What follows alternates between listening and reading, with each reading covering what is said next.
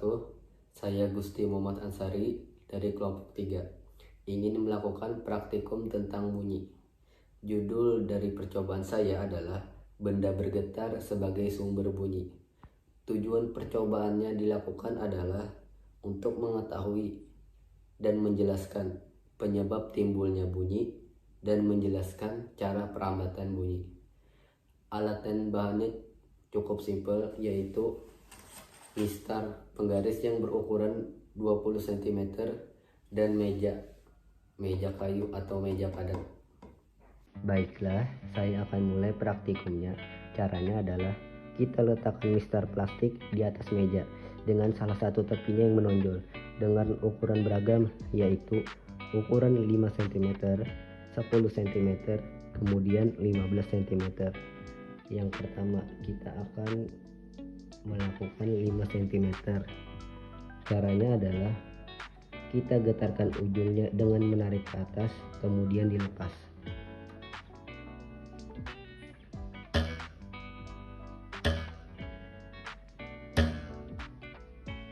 Sehingga kita dapat amati getarannya sangat kuat dan cepat dan terdengar bunyi yang keras.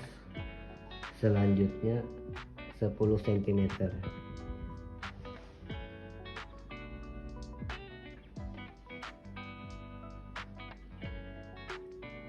Kita getarkan ujungnya dengan menarik ke atas, kemudian dilepas.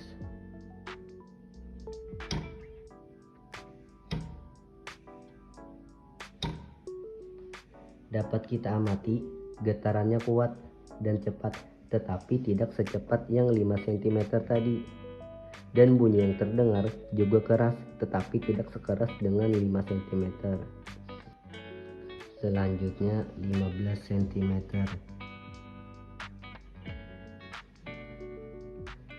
Kita getarkan ujungnya dengan menarik ke atas, kemudian dilepas.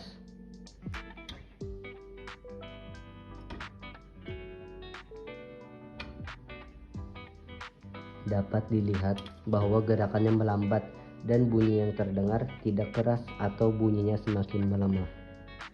Dengan demikian, dapat kita simpulkan bahwa semakin pendek tonjolannya, maka bunyinya semakin keras dan getarannya semakin kuat dan cepat. Sedangkan semakin panjang mistar yang menonjolnya, maka bunyinya akan semakin lemah dan getarannya semakin melambat atau berayun-ayun. Demikianlah percobaan saya kali ini. Apabila ada kesalahan, mohon dimaafkan. Praktikum selanjutnya akan dilanjutkan oleh teman saya. Assalamualaikum warahmatullahi wabarakatuh. Saya Nadia Anggraini akan menyampaikan video praktikum saya yang berjudul bunyi dan getaran.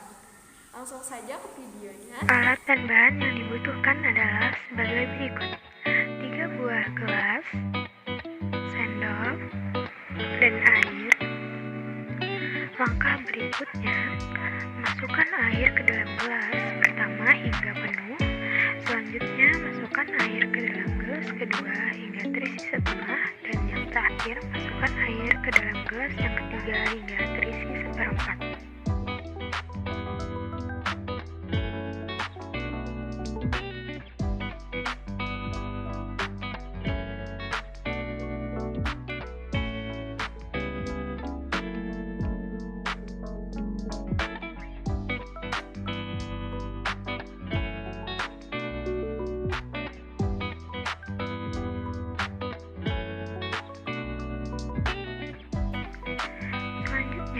Gunakan sendok untuk memukul gelas hingga kita tahu perbedaan bunyi yang dihasilkan.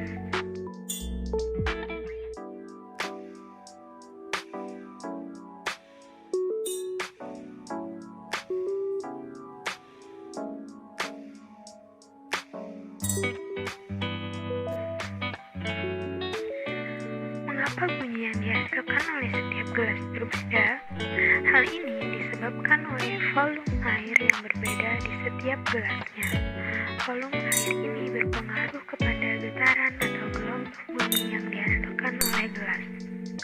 Kesimpulan yang dapat kita ambil dari percobaan tadi ialah semakin besar volume air yang terdapat dalam gelas tersebut, maka akan semakin kecil getarannya. Selanjutnya akan dilanjutkan oleh Nur Khalisa. Assalamualaikum warahmatullahi wabarakatuh. Perkenalkan, nama saya Nur Khalisa. Di video ini saya akan mempraktekkan tentang bunyi yang merambat pada benda padat. Langsung saja ke videonya. Untuk alat dan bahan ada paku, gunting, sedotan yang telah dipotong, 2 gelas plastik, dan benang.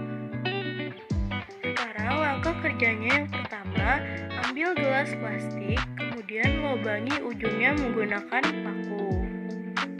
Lobangi kedua gelas tersebut. Setelah itu, gunakan benang yang sudah digunting, kemudian masukkan benang ke dalam gelas plastik tersebut.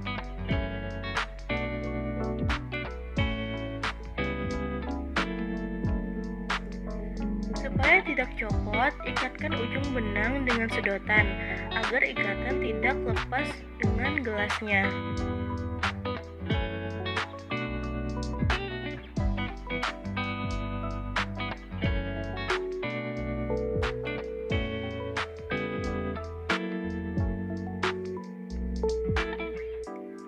Untuk gelas yang satunya, buat sama seperti gelas yang pertama tadi.